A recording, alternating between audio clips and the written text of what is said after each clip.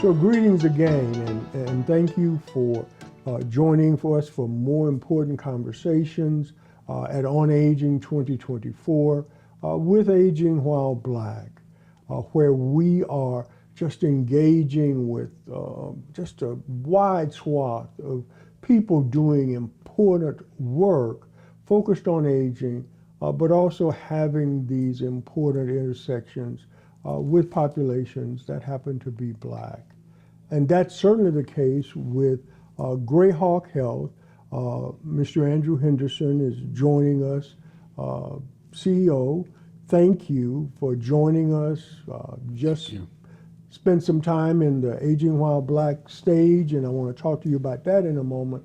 But to begin, what is Greyhawk Health and why does it matter to you? So thank you, first of all, for having me, and this is a wonderful platform, Aging While Black. I'm very proud to be any part of it, as it is a very important part of culture in America. Being Black in America represents an ideal or something that is distinct from other things. Yeah. And thus, aging while Black is important. And I've never called it out or thought about it in that way until you actually presented this concept. But Greyhawk Health is a healthcare organization. We're based in Philadelphia, Pennsylvania, and our mantra is to empower all people to live well. And the work we do in Philadelphia, a lot of the work we do are with Black people that are Medicare, Medicaid, and they have both of those insurances, and they struggle, on a daily basis, ends meet financially within the healthcare system that they have traditionally grown to distrust. And it's interesting, people will say, well, is it just certain people that distrust the healthcare system? And I'll share a story.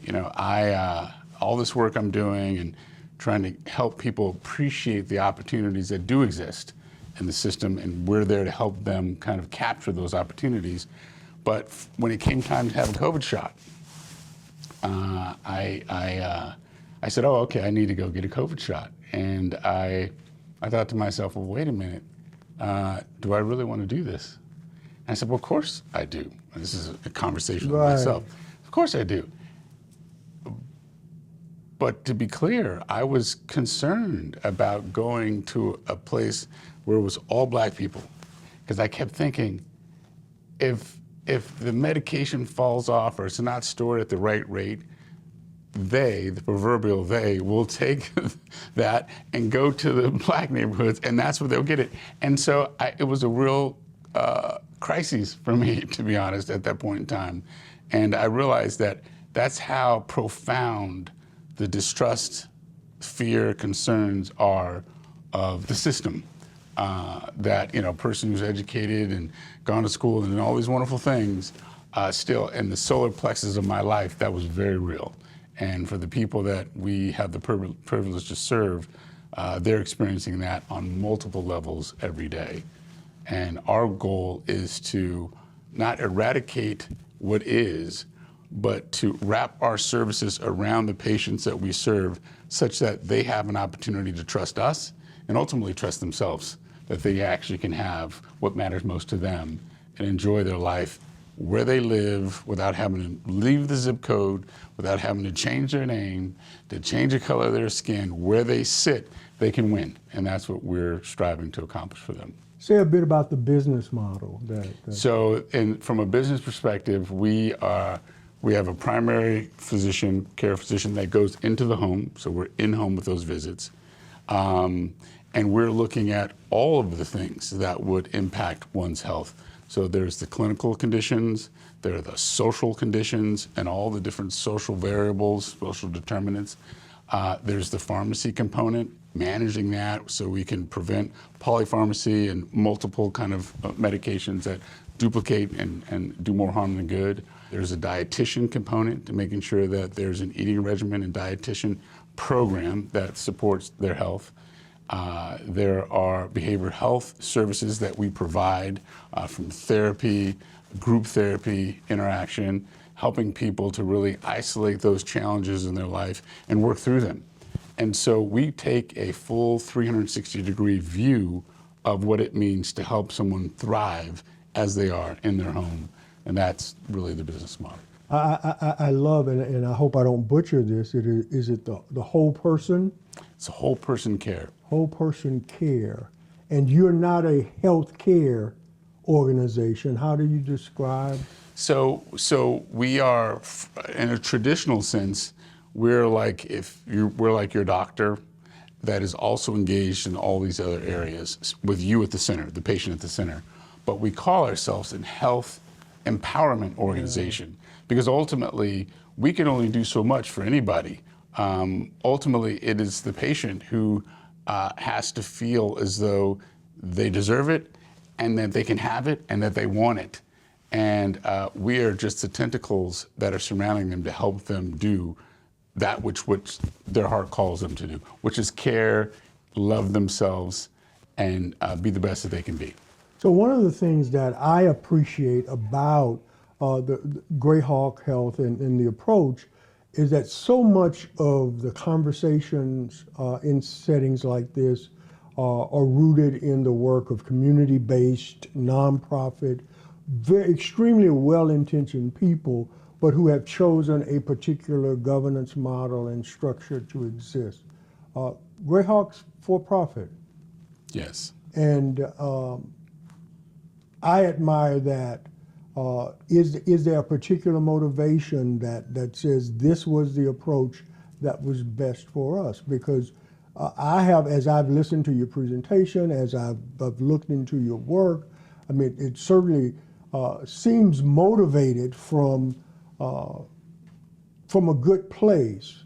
But there's also this for-profit model that's attached to it.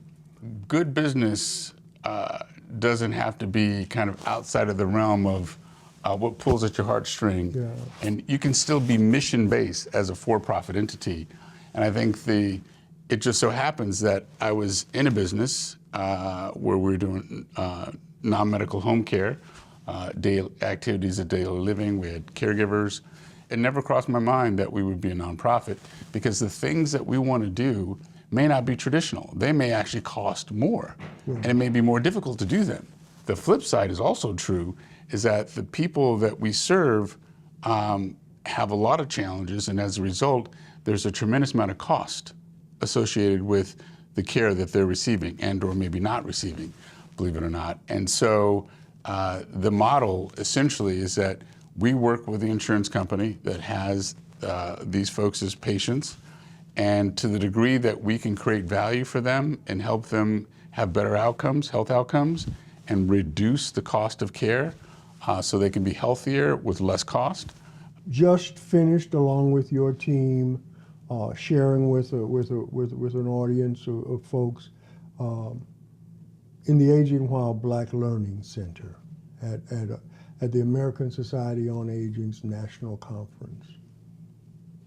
What did that mean for you to be in that space? It was conversation. I think it was fantastic. It was great because the people who chose to come. I mean, there's so many different speeches that are being given. They could choose to be at any one of those, but they choose to come to this one, and they've supported many of those that you guys, Aging While Black, has supported. I feel that there's a kindred spirit with those that want to learn, want to help.